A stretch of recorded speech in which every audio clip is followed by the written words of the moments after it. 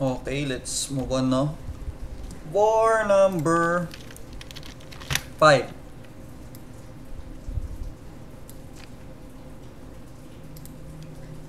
Problem number 5. Para sa problem number 5, sabi rito, no? Yan, kayo na magbasa, no? Ano yun natin? Lista na lang natin yung given. Ang given natin dito is meron cross section, no? Yung tube na to na 100 by 100 mm squared area, sabi na area yan, no? Sabay may constant head difference daw na 450 mm. So ayun yung h, di ba? Sabay sinabi niyang constant head, so bale constant head to na test, no? May formula na agad pala tayo na k is equals to, sabi, kung ako lang hindi ako titigil, di ba? Ayan. So, ang unang tanong niya dito is compute for equivalent hydraulic conductivity. Yung K lang din yon, di ba?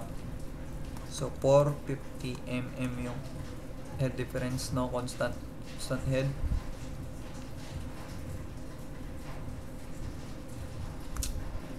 Kaso, parang nagkakamali yata tayo rito. Meron siya sinabi dito.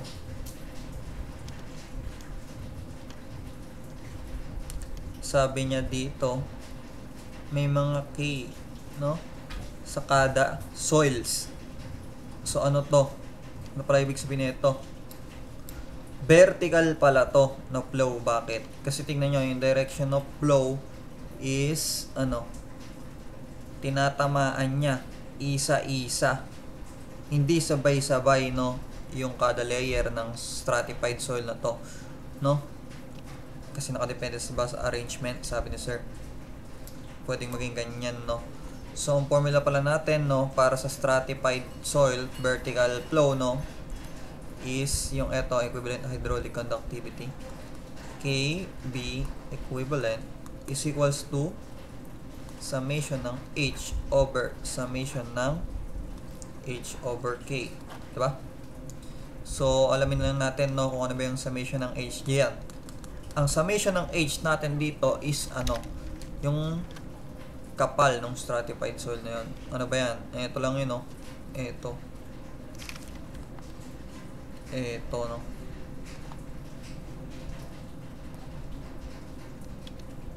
Uy, ano nangyayari sa iyo?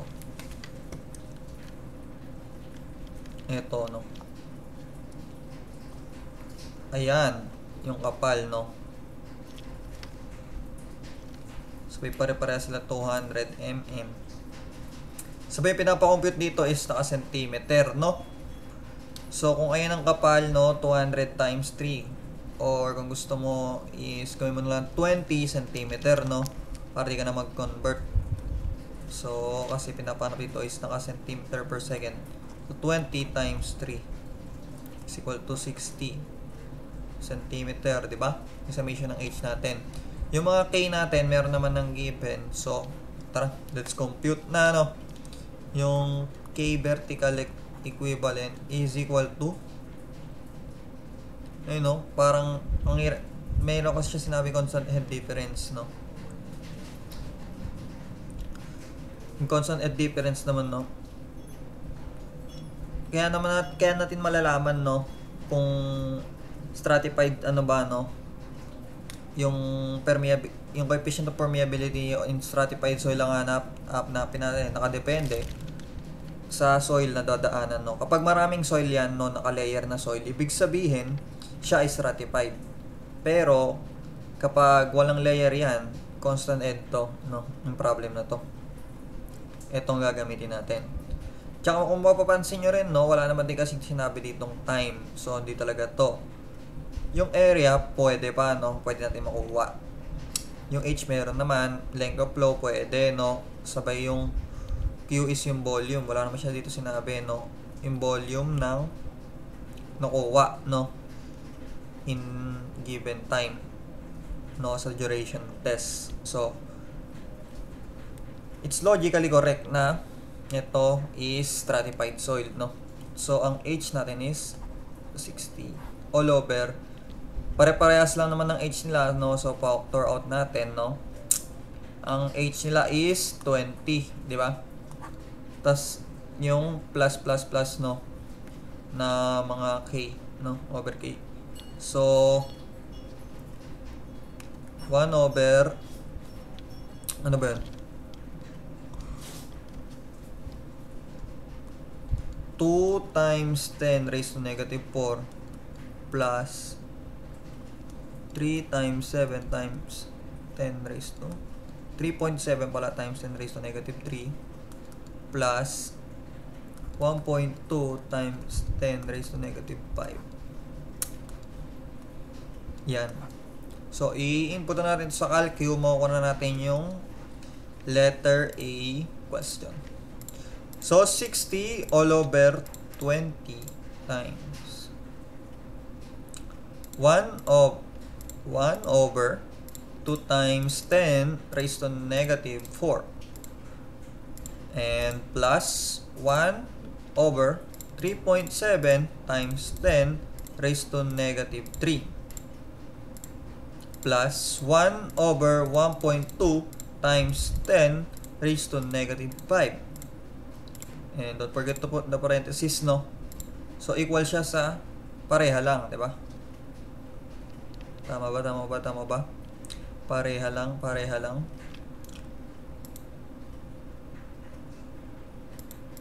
Ulit nga. Tama lang, no? Tama lang. Equal pa rin dito, no?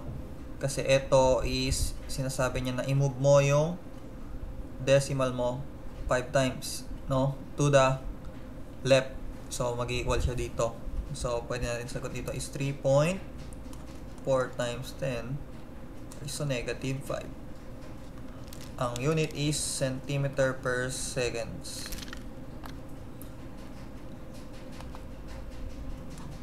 Box.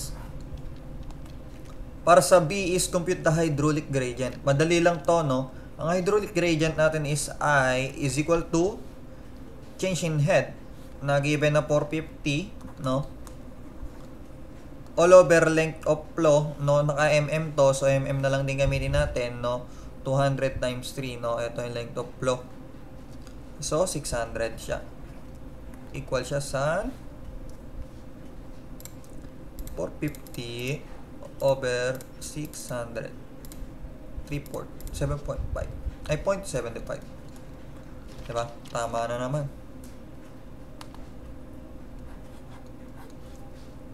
Okay, compute for the rate of water supply in cubic centimeter per hour. Ano to? Flow rate to, diba? Pag cubic, no, volume over time is flow rate to. Rate of water, no, sinabi naman niya rate of water. So flow rate to, Q. So tandaan mo lang yung mga formula natin sa Q. Meron tayong formula na Q is equal to A K I. So ang I mo na gagamitin dito, syempre eto, no, 0.75. Sabay ang K mo is eto. Ang A mo is ano? Ang A mo dito, no, wala na naman siya sinabi, no, na strip. So 600, no? Yun. Diba? So, Q is equal to A na 600. Naka centimeter to, no? So, kunin mo siyang tsaka centimeter din pala pinapahanap, no? Gawin mo na lang tong 60, no?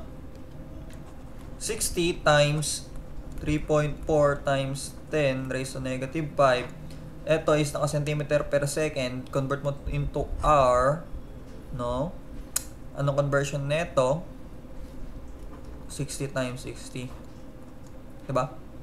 Sabay, ang I mo, meron na. Ang I is meron na. Ito nga, no? 0.75 times 0.75. is equal to what?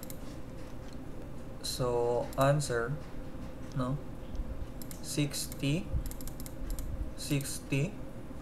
times 3.4 times 10 raised to negative 5, no?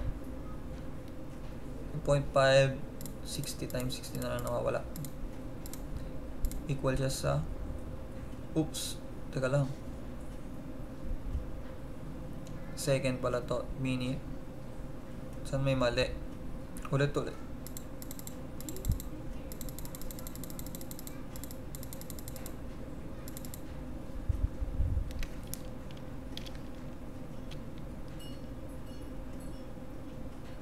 Ayun, ito pala, gagstick. Ginibin pala, no, yung area niya, no. Ito pala, 100 by 100, no. Nalimutan ko siya. 100 by 100, no, naka mm to, so 10 times 10. No? Kaya pala mali. 10 times 10 times 3.4 times 10 raised to negative 5 times 60 times 60 times 0.75. Yun, tama na, no? 9.18 centimeter cubic per hour. Okay. Okay na sa 5. Number 6 naman. Problem number 6 is about flow nets, no? Flow nets. Paano ba itong flow nets na yan? Ang flow nets, no, pinapahanap dito is calculate the seepage loss per meter length of the sheet pile at right angle to the cross section of shown, no? K is equal to 6, no? Meron tayong hydraulic conductivity. Etong seepage loss, no, nandun naman yan sa reviewer natin. Ang formula niya is Q is equal to K times number of drop times ano pa ba? Number of drop,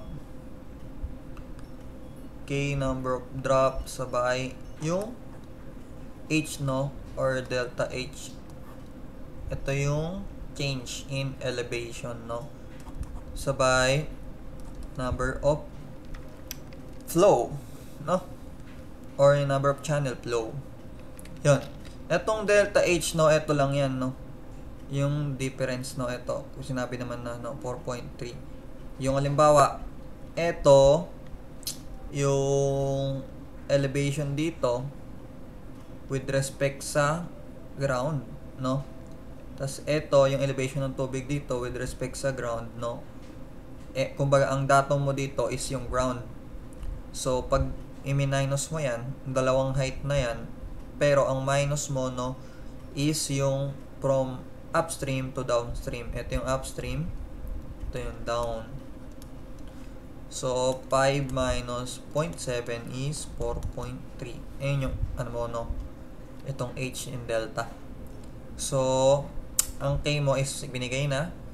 Ang problema mo lang dito is ito, no, yung number of energy drop.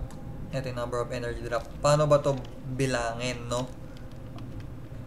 Ang pagbilang ng number of energy drop nakadepende, 'di ba? Nakalagay siya sa reviewer natin yung bilang ng pagtama ng flow natin sa mga equipotential lines. So, magbilang tayo. Bibilangin lang talaga natin siya, guys, no? Madali lang tong flow net. Uy, tayo mag-red. Yun, red. Eto na.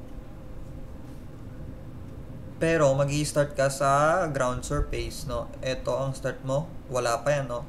Unang bangga. 1, 2, 3, 4, 5, 6, di ba? Meron pa dito, di ba, ano, equipotential line. So, 6 ang number of drops natin dito. Diba? Ang basics niya lang. Ang basic niya lang. So, ang number of drop natin is 6, diba? 1, 2, 3, 4, 5, 6. Pero ang K natin is giniven na. So, lagay na natin 6.5 times 10 raised to negative 6. Tas times the number of drops is 6. Sabay ang H is 4.3. All over number of channel flow or flow channel. Paano naman bilangin yan? Diba, ang flow channel natin is, sabi sa reviewer, no, napagigitnaan to ng dalawang flow line. Diba dito may flow line din tayo? Uy, magkaloko to ha. Ito is flow line. Flow line. So, meron na tayo 1. So, ito is flow line at ito ay flow line. So, 2 na. Ayun o. Sabi, ito ay flow line at ito ay flow line. So, 3 na. So, tatlo ang flow line natin. Pag ganun, no? Okay. Ay, tatlo ang flow channel natin. Tapos, ang number na yon is yung N sub F3. So, pag in-input natin ito sa CalQ, 6.5 times 10 raised to negative 6 times 6 times 4.3 all over 3. Tama ba? Oops, teka lang. Para may mali. Meter to meter.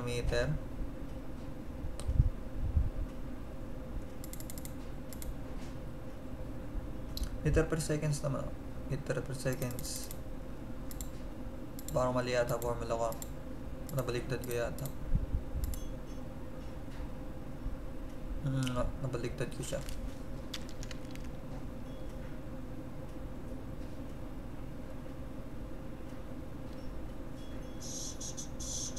Nabaligtad ko nga siya. No? NF pala. No.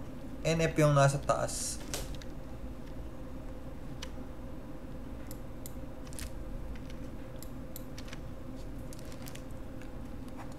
NF over ND. So, 3 over 6 dapat.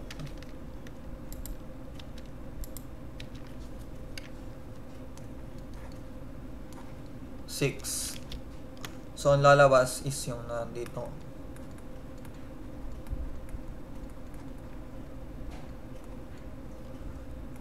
Cubic meter per second per meter. Ayan.